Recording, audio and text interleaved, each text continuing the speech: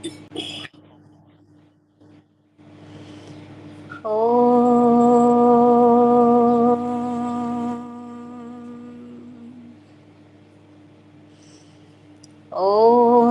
భూర్భువస్వః తత్సవితుర్వరేణ్యం భర్గో దేవస్య ధీమహి ధియో యో నః ప్రచోదయాత్. అసతో మా సద్గమయ తమసో మా జ్యోతిర్గమయ మృత్యోర్మా అమృతంగమయ. ఓం సహనా భవతు సహనో భునక్తు సహ వీర్యం కరవావహై తేజస్వినావదీతమస్తు మా విద్విషావహై. ఓం శాంతి శాంతి శాంతి. నమస్తే అమ్మా, అందరికీ నమస్తే. అందరికీ నమస్తే. మనం పతంజలి యోగ దర్శన సూత్రంలో క్లేశ కర్మ విపాకాశైరపరామృష్ట పురుష విశేష ఈశ్వర అనే సూత్రం మీద నిన్న కొంత చర్చించుకున్నాం. ఈరోజు కూడా అదే సూత్రం మీద కొంత తెలుసుకునే ప్రయత్నం చేద్దాం. ఇప్పుడు మనం సామాన్య మానవులని తీసుకోకుండా విశేషమైన మానవులని మనం తీసుకున్నట్టయితే, ముందు విశేషమైన మానవుడు తన సాధన ద్వారా, తన ఆచరణ ద్వారా ఏం చేస్తున్నాడు? త్రిబంధనాలనైతే తొలగించుకోగలుగుతున్నాడు. ఇది సామాన్యమైన పని కాదు. కారణదేహాన్ని, సూక్ష్మదేహాన్ని, స్థూల దేహాన్ని నిర్మూలించుకోవడం అనేది అంత సరళమైన పని కాదు. దీని కొరకు ఆ వ్యక్తి చాలా పురుషార్థము చేయవలసి ఉంటుంది. ఇప్పుడు మనం లోకంలో చూస్తూ ఉంటాం, స్థూల దేహాన్ని వదిలిపెడితే ప్రపంచ విజ్ఞాన శాస్త్రం అంతా కూడా స్థూల దేహం యొక్క వ్యాధి నివారణ లేదా శల్య చికిత్స చేసి ఆ అవయవ నివారణ, లేదా ఏదైనా డ్యామేజ్ అవుతే దాని ప్లేస్లో రీప్లేస్ పెట్టడం, అది మళ్ళీ అదే విధంగా పని చెయ్యడం, ఇంతవరకైతే మనం విజ్ఞానంతో ముందుకెళ్ళగలిగాం. అంటే నేటి పరిశోధన వల్ల స్థూల దేహం యొక్క ఏవైతే దుర్వ్యవస్థ ఉందో దాన్ని సామాన్య స్థితికి తెచ్చి మరలా మనం జీవితం నడిపించుకోగలిగేంతగా వ్యవస్థ చేసుకున్నాం. అటులనే ఒకవేళ ఆ స్థూల దేహములో ఉన్నటువంటి జీవ చైతన్యము గనక వెళ్ళిపోతే దాన్ని మనం అగ్నికి ఆహుతిచ్చి దాన్ని రూపాంతరం అయితే చేస్తున్నాం. అంటే స్థూల దేహం యొక్క వ్యవస్థ లోకములో సుదీర్ఘముగా ఉంది.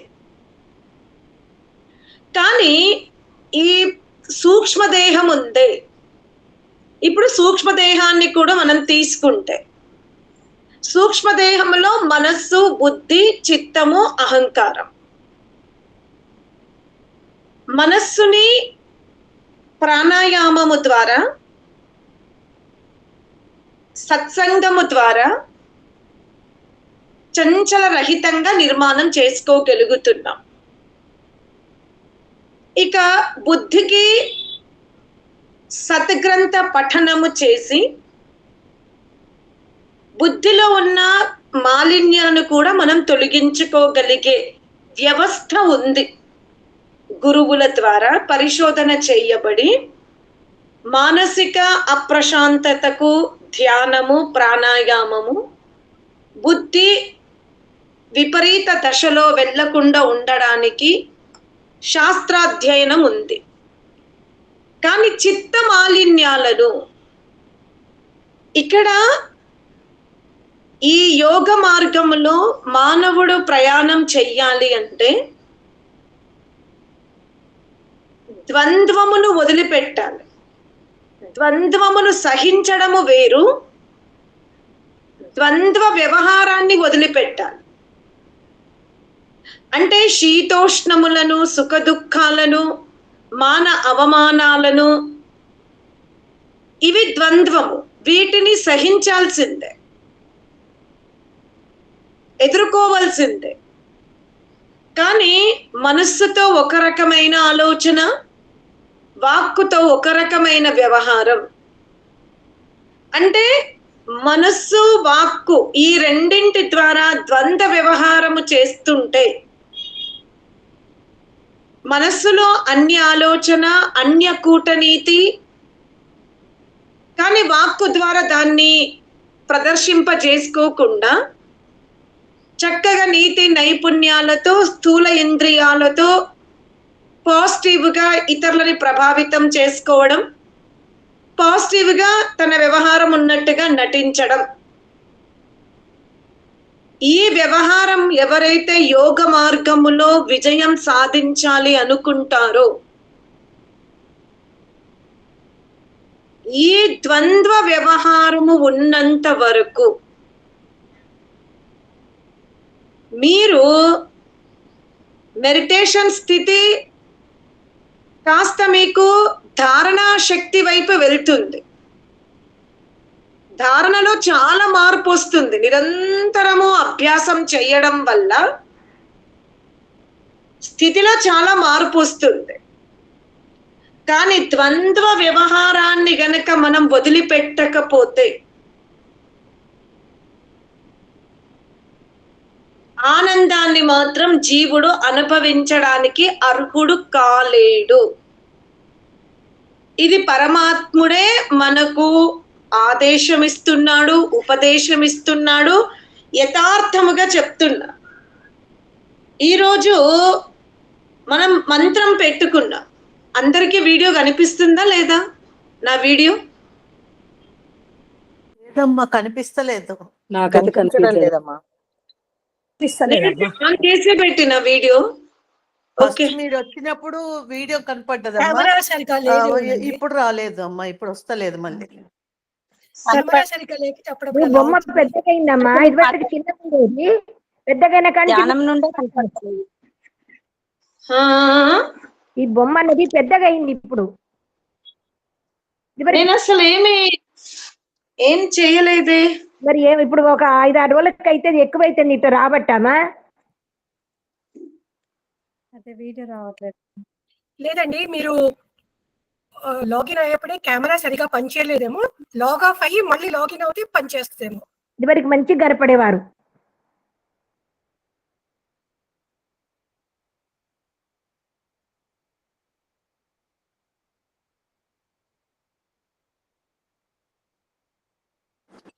మా అమ్మ ఒకసారి బంద్ చేసి మళ్ళీ ఆన్ చేసుకొని రా, అప్పుడు మంచిగా కనబడుతుంది.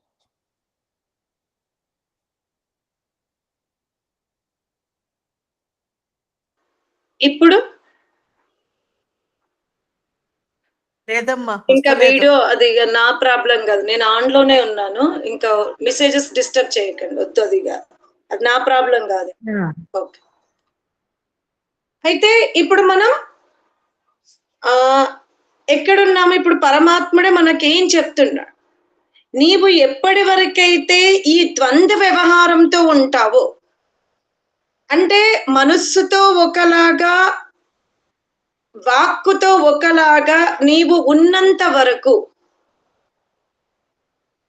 తప్పకుండా నన్ను చేరుకోలేవు. నీవు నా నామాన్ని స్మరిస్తావు, నా ఉపదేశ మార్గంలో ఉంటావు, శ్రేష్టమైన కర్మలు చెయ్యగలుగుతావు, దాన ధర్మాలు చేస్తున్నావు. మాంసభక్షణ చెయ్యడం లేదు, మత్తు పదార్థాలు సేవించడం లేదు, జూదమాడవు, సమయాన్ని వృధా చెయ్యడం లేదు. ఈ క్వాలిటీస్ అన్నీ ఉన్నంత మాత్రాన నీవు ద్వంద్వ వ్యవహారములో ఉంటే,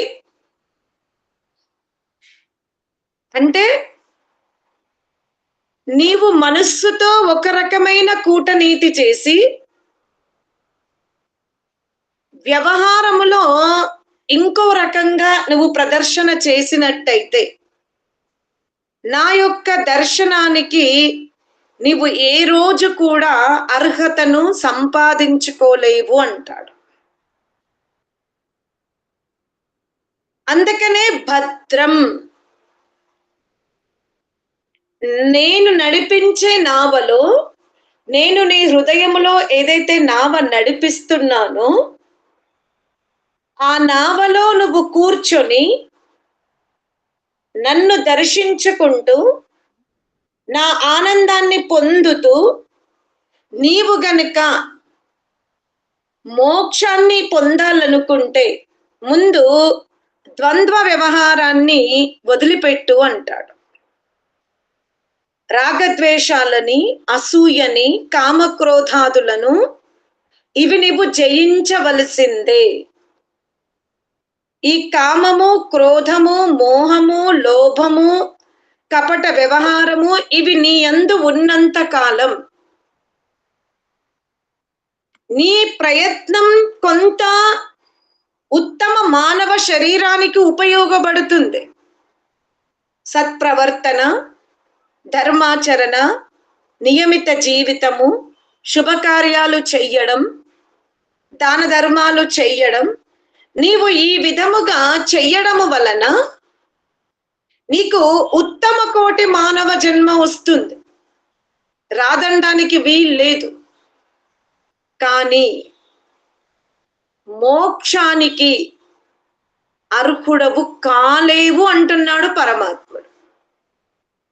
నీలో అసూయ ఉంది, ద్వేషం ఉంది. అందుకే ఇక్కడ ఏమంటున్నాడు అంటే, ఈ సృష్టిలో కొంతమంది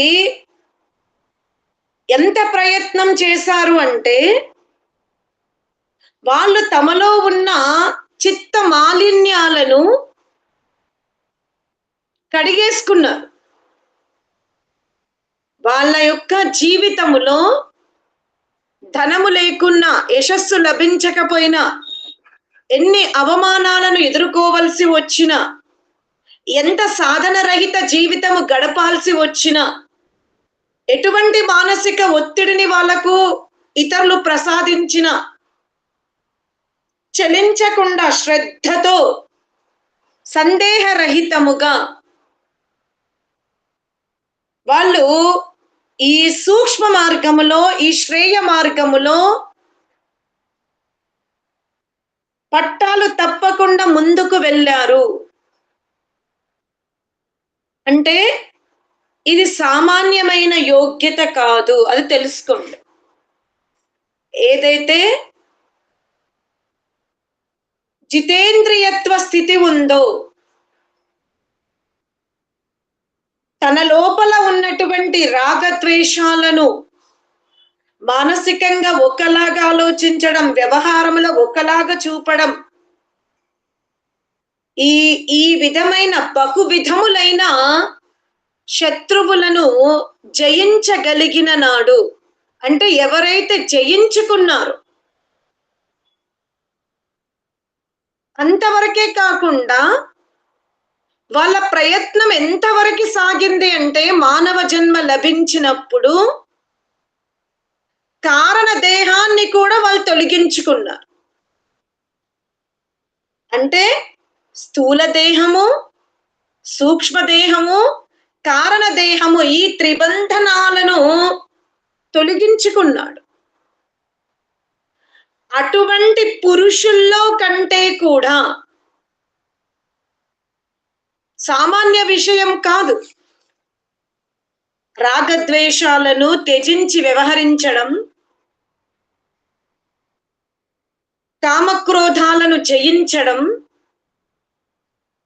ఇవి సామాన్య విషయం కాదు లోకంలో. కానీ వాళ్ళు ఎంత ప్రతిభావంతులయ్యారు అంటే, ఎంత సమర్థవంతులయ్యారంటే అన్నింటినీ జయించేశారు వాళ్ళు.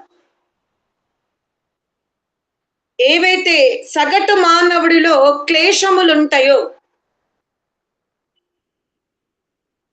వస్త్రం చక్కగా ధరించుకుంటాం ఒంటి మీద, విశేషమైన వస్త్రాలతో ఆభరణాలతో దేహాన్ని జాగ్రత్తగా అలంకరించుకుంటున్నాం. కానీ అంతర్గత ఆలోచనలలో శుభ్రత లేదు, పవిత్రత లేదు. కానీ ఎవరైతే అంతర్గత ఆలోచనల పైన తమకు హాని కలిగించిన, తన జీవిత పతనానికి కారణమైనటువంటి వ్యక్తులను కూడా క్షమించకపోయినా పర్వాలేదు, కానీ వాళ్ళ గురించి వీళ్ళకి కీడు జరగాలి, భగవంతుడు వీళ్ళకి ఎప్పుడూ ఇటువంటి పనిష్మెంట్ ఇస్తాడు అన్న ఆలోచన రాకుండా తేలికగా ముందుకు వెళ్ళిపోయారే.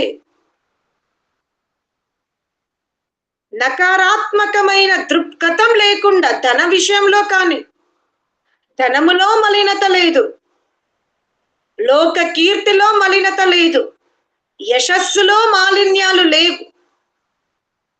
చాలా సాత్వికముగా, అంటే సత్వానికి కూడా అతీతముగా వెళ్ళిపోయిన వ్యక్తి లోకములో చాలా పూజార్హుడు. ఈరోజు రాముడు, కృష్ణుడు, వీళ్ళందరినీ ఎందుకు మానవుడు గుళ్ళు గట్టి ఆరాధిస్తున్నారు? మీరు రామాయణం తీసుకుంటే రాముడి దగ్గర అనంతమైన శక్తి సామర్థ్యాలు ఉన్నాయి యుద్ధము చెయ్యడానికి. భరతుణ్ణి ఓడించడము రాముడికి పెద్ద కష్టం కాదు. కానీ ఆ కైకేయి మాత వివాహ సమయంలో ఏదైతే వరం ఇచ్చాడో తండ్రి, అది ధర్మం అనిపించింది రాముడికి. జన్మతః నేను పెద్దవాణ్ణి అయినప్పటికీ కూడా, కానీ తండ్రి ఏదైతే ఆ కైకేయి మాతతో పాణిగ్రహణం చేసుకున్న సమయములో తను ఏదైతే ప్రతిజ్ఞ చేశాడో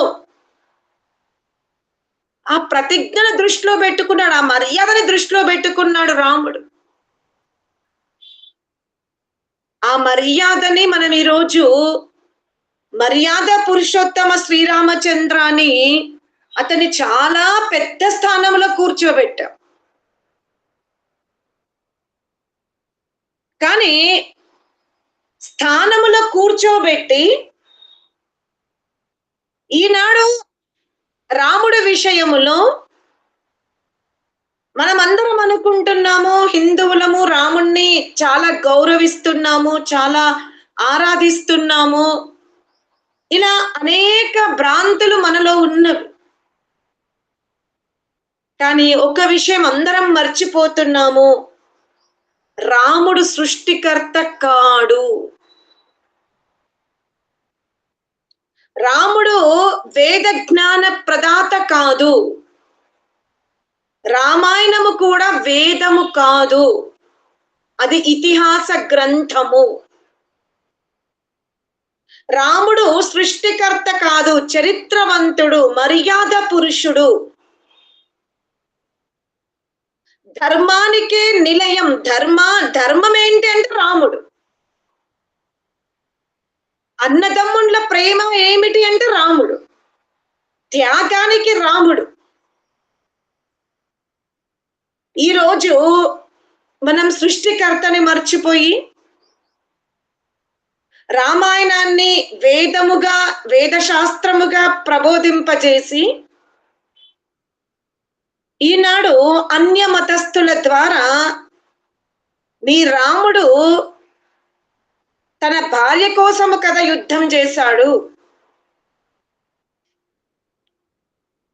ఇంకా వేరే మార్గంలో యుద్ధం చేశాడా? హిస్టరీ చెప్పండి.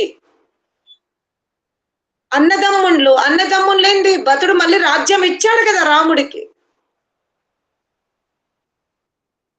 జీసస్ కంటే గొప్పవాడు ఏ దృష్టికోణముతో మీరు అంటారు అనేది ఈరోజు మనం రామాయణాన్ని వేదముగా చెప్పి రాముణ్ణి మర్యాద పురుషోత్తముడు అని చెప్పి ఆరాధించకుండా సృష్టికర్తగా తీసుకొచ్చి ఇవాళ బైబిల్ దగ్గర మనం మన శాస్త్రాన్ని సమాధానం ఇచ్చుకోలేని స్థితిలో భారతీయులు ఉన్నారు ఈరోజు. మరి వాళ్ళు అడుగుతున్నారు, రామాయణంలో రాముల్లో క్లేశములు ఉన్నవి, మరి అతను ఎలా పురుష విశేషుడు అవుతాడు అని. అది చాలా జాగ్రత్తగా గుర్తుపెట్టుకోండి.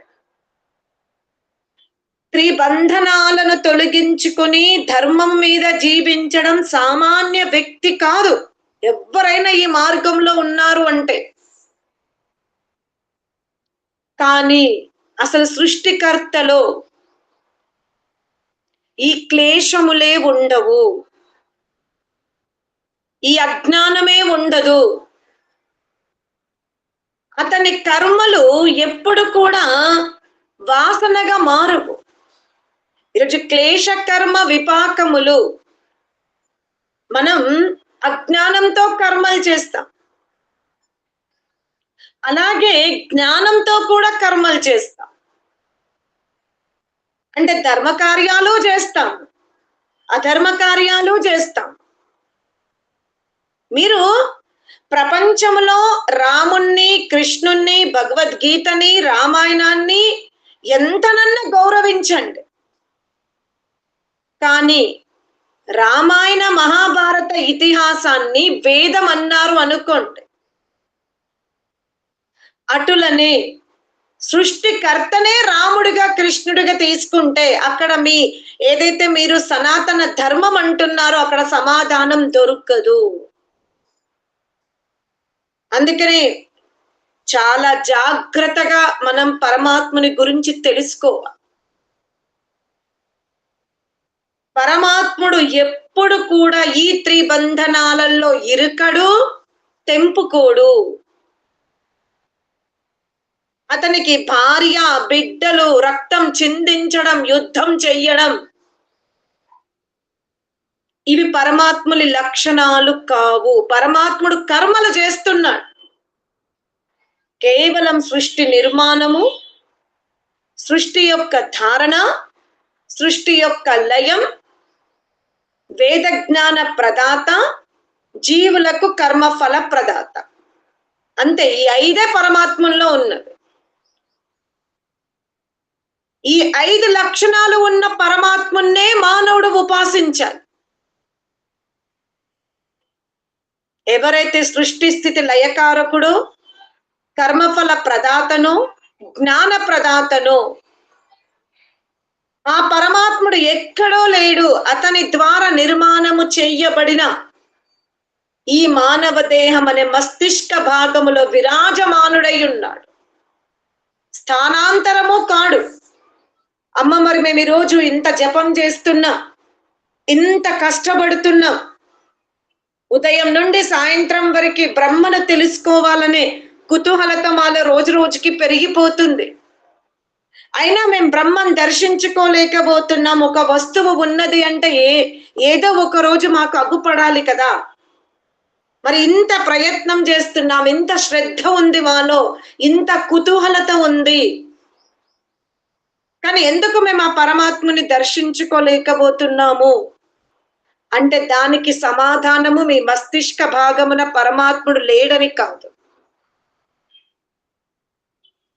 ఆ స్వరూపం, ఆ ఆనంద స్థితి, ఆ హృదయ రూప గుహలో చాలా సింహాసనం మీద ప్రకాశవంతంగా పరమాత్ముడు కూర్చుని ఉన్నాడు.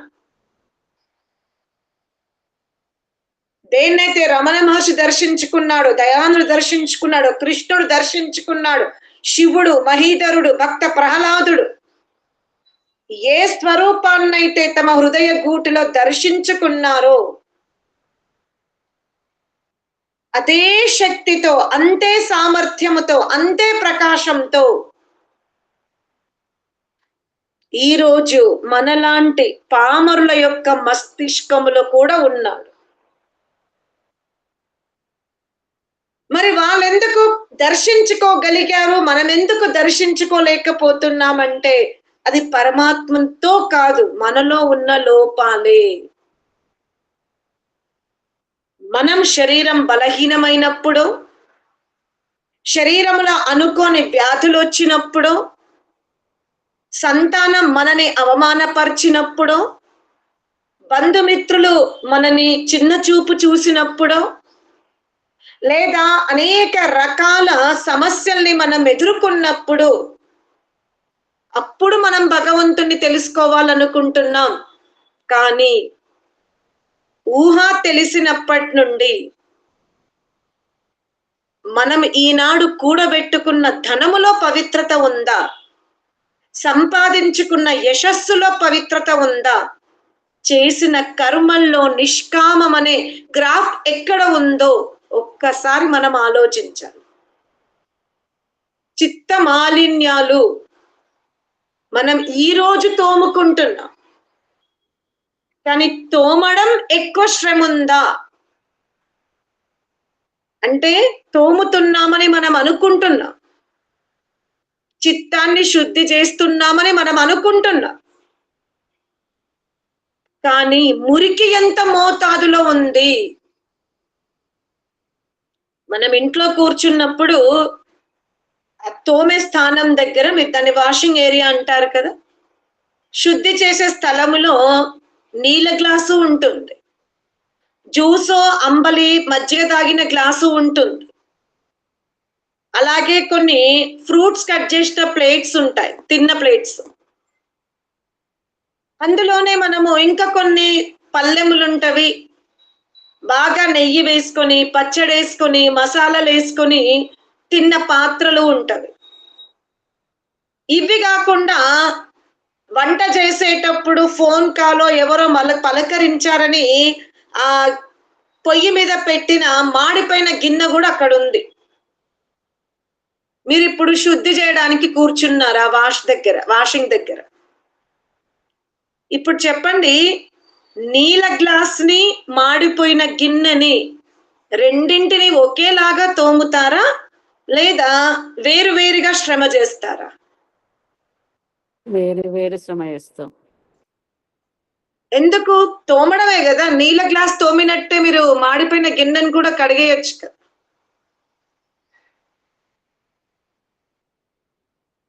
నీళ్ళ గ్లాస్ ఉన్నంత అది మాడిపోయినది అలా ఉండదు కదా అమ్మ, దాన్ని శ్రమ పడాలి కదా. మరి ఈ రోజు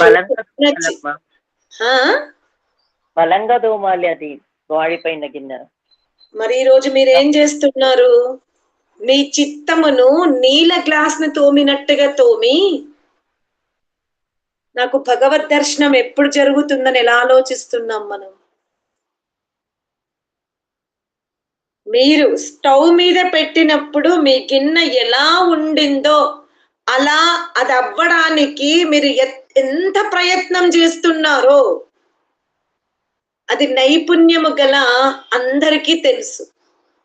దాన్ని సామాన్యంగా నీళ్లు త్రాగిన గ్లాస్ వలె పైన పైన తోముతే సరిపోదు. కూర్చొని స్పూనో చాకో మళ్ళీ దాన్ని పట్టి రాయితోనో ఇసుకతోనో తోమాల్సిందే.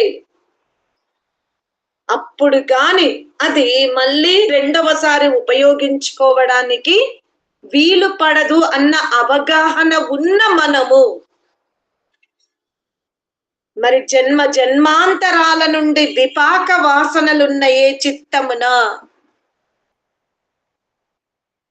అవి ఎలా కూడగొట్టుకొని ఉన్నాయో కూడా అర్థం లేని పరిస్థితిలో ఉన్న మనం తేలికగా భగవద్ దర్శనం జరగాలి అంటే జరుగుతుందా? అది కూడా ఒక్క లేయర్ అంతతో మాడగొట్టుకుంటే ఈజీగా అయ్యేది. కిలో బియ్యం పెట్టినాము, అరగంట తర్వాత అంటే ఉడికిన తర్వాత కాదు, మాడడం ప్రారంభమైన తర్వాతనే మీరు అరగంటకి గ్యాస్ బంద్ చేశారు అంటే కనీసం ఒక లేయర్, 1 ఇంచ్ వరకు గిన్నె లోపల మాడిపోయి ఉంది. దాన్ని ఎంత కష్టపడి తోమాలి. పోనీ పారేద్దామంటే అది మళ్ళీ దొరకదు. అటువంటి గట్టి పాత్ర, ఆ వెడల్పు, అది ఇంట్లో ఎంతమందికి వంట చేసినా సరిపోయే పాత్ర అది. మీరు పారేస్తే వేరే వాళ్ళు దాన్ని తోముతారు, అది వేరే విషయం. యాజమాన్యం మీరు తొలగించుకోవాల్సి వస్తుంది ఆ పాత్ర నుండి. మనం ఈ పాత్ర నేను తోమలేను అనుకుంటే యాజమాన్యం తొలగించుకోవాలి. అంటే నేను నా మనస్సులో ఉన్న మురికిని కడుక్కోలేను అంటే మనం మనుష్య యోని నుండి పశు యోనికి వెళ్ళాలి. అది కూడా గుర్తుపెట్టుకోండి. నేను చిత్త మాలిన్యాలను పట్టించుకోను, తోమను, నా వల్ల అవ్వదు. నా లోపల ఉన్న శత్రువులను నేను లేశ మాత్రము కూడా శుద్ధి చేసుకునే ప్రయత్నం చెయ్యను అనుకుంటే మన యాజమాన్యం తొలగిపోతుంది. ఎలా మనం పనమ్మాయికి గిన్నె నువ్వే దోముకోవే, నువ్వే తీసుకోవే, ఇక నాకు వద్దు అంటే ఆ పాత్ర యొక్క ఇతిహాసం మీ దగ్గర ఉంటుంది, కానీ ఆ పాత్ర ఎలా మీ దగ్గర ఉండదో అలాగే మీ దగ్గర మానవ జన్మ సంస్కారాలు ఉంటవి, కానీ మానవ శరీరం మీతో ఉండదు.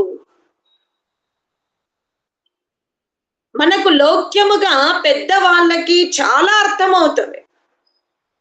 అమ్మ మనం లోక్యంతో మెదులుకోవాలి, లోక్యముతో ఉండాలి, లోక్య వ్యవహారం ఇలాగే ఉంటుంది అని అందరికీ స్వాభావికమైనటువంటి ఈ వ్యవహారము ఆధ్యాత్మిక చిత్త మాలిన్యాలని కడుక్కోవడము కూడా ఎందుకు మనకు సహజం అవ్వట్లేదు? అది కూడా స్వాభావికమే.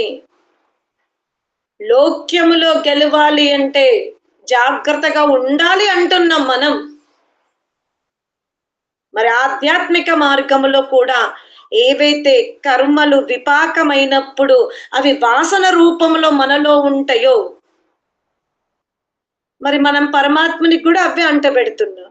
అందుకే సూత్రంలో చెప్తున్నాడు, ఆ పరమాత్మునిలో ఇప్పుడే కాదు ఎప్పుడు కూడా కర్మాశయం ఉండదు. ఎందుకంటే ఏ మానవుడైతే మానవ జన్మ ఎత్తిన తర్వాత క్లేశ కర్మలను తొలగించుకొని త్రిబంధనాలను తొలగించుకొని ముక్తికెళ్తున్నాడు, ఆ ముక్తికి వెళ్తున్నటువంటి జీవన ముక్త పురుషుణ్ణి లోకములో అందరూ ఆరాధిస్తున్నారు. ఆ స్థితి పరమాత్మునికి ఎప్పుడూ రాదు.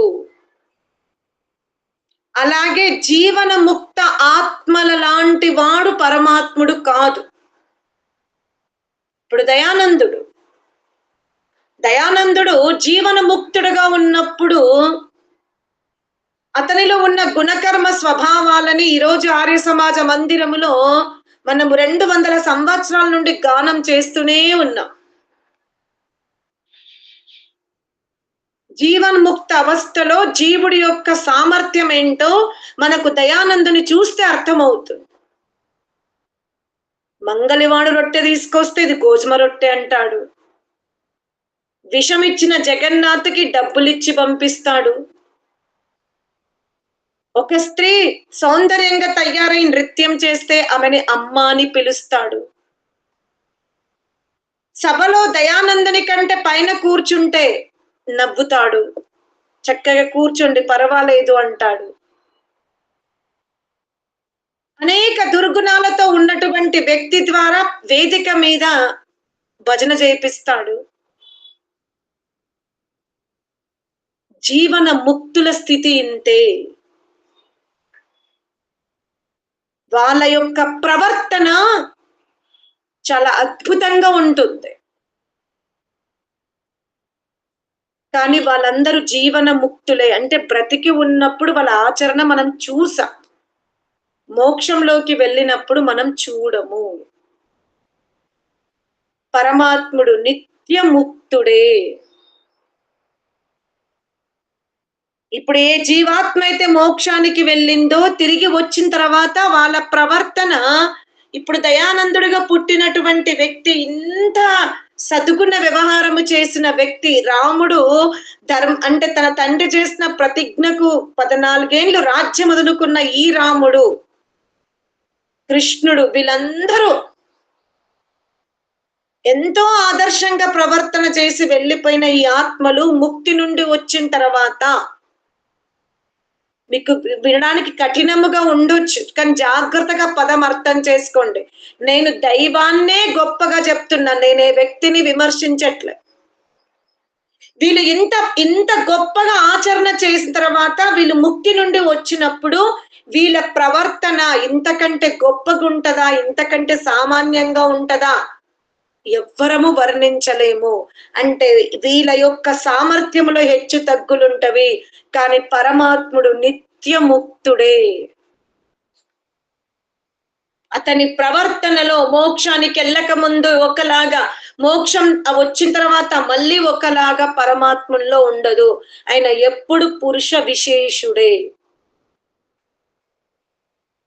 అని మనం తెలుసుకోవాలి. ఆ పురుష విశేషుణ్ణి దర్శించుకోవాలి అంటే మన ప్రయత్నములో చాలా పురుషార్థం ఉండాలని ఇంకా ఈ సూత్రం మీద మళ్ళీ ఇంకొకసారి చెప్పే ప్రయత్నం చేస్తా. ఓం శాంతి శాంతి శాంతి.